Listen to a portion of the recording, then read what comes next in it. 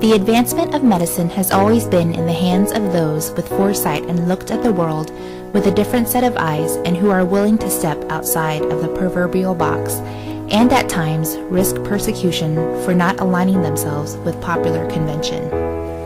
Because of their perseverance, we are able to take advantage of those technological advances today. But is it possible to take things too far? Have some research and advances gone overboard and are now playing God? Long before modern medicine as we know it today, the Egyptians and Chinese had already begun documenting diagnoses and treatments of various diseases. In 420 BC, Hippocrates of Kos wrote that diseases have natural causes and puts forth the Hippocratic Oath, marking the birth of Western medicine. The oath is taken by physicians swearing to practice medicine ethically and to do no harm to their patients. This oath continues to be recited at medical school graduations every year. May we leave here to cure when possible, to care always. عندما نتخرج من هنا إذا أمكن أن نعالج ولكن دائما نعتني.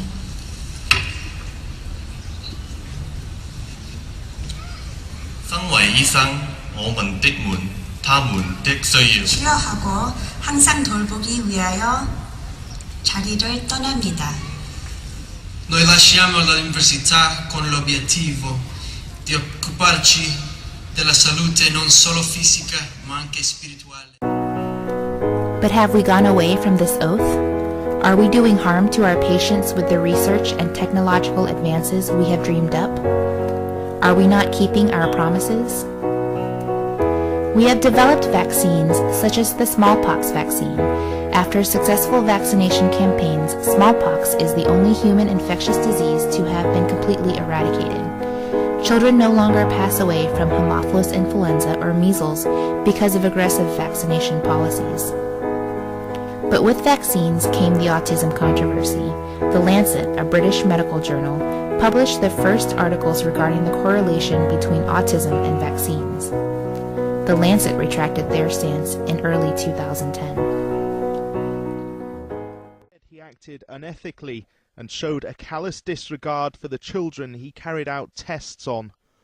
Today, the Lancet Medical Journal has retracted Dr. Wakefield's 1998 study, claiming several elements are incorrect. A major U-turn, this issue has caused untold controversy, an ethical argument and subsequent backlash from parents against the jab, many children going without inoculation. The study was based on a sample of 12 children.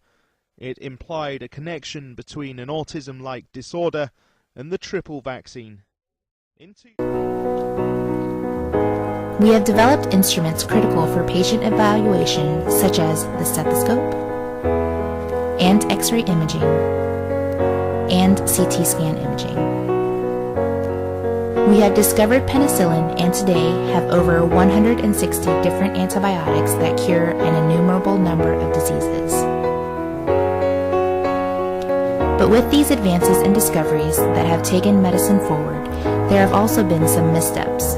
In 1936, Egas Muniz used prefrontal lobotomy for treating severe mental diseases, for which he won the Nobel Prize in Medicine in 1949. Today, this procedure has been discredited and considered barbaric. It is prohibited in many countries, including the United States. Some advances in medicine have even led to progression of our economic prowess. In 1960, the first combined oral contraceptive pill was approved by the FDA. The pill has sparked enough controversy for a lifetime, especially with the inception of RU486, or the morning after pill. Even so, many economists argue that the pill was a key player in forming women's modern economic role, in that it prolonged the age at which women first married, allowing them to invest in education and other forms of human capital, as well as generally become more career-oriented. The ability to control fertility without sacrificing sexual relationships allowed women to make long-term educational and career plans. It is currently being used by more than 100 million women worldwide and over 12 million in the United States.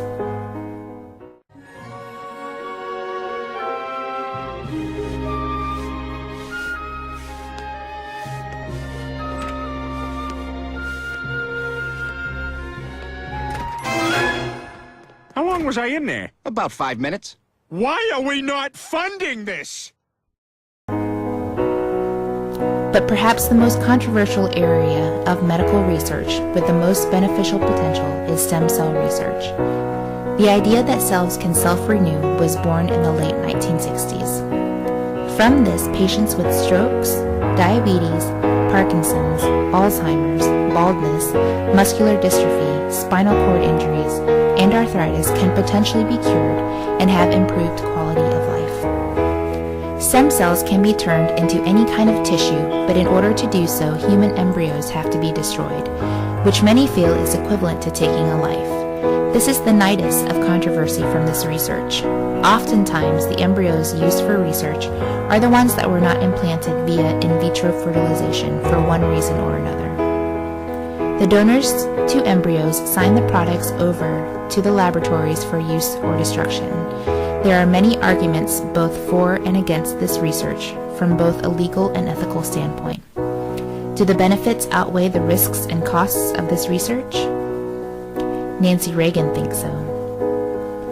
Medicine has come a long way since the theories developed in ancient China and Egypt.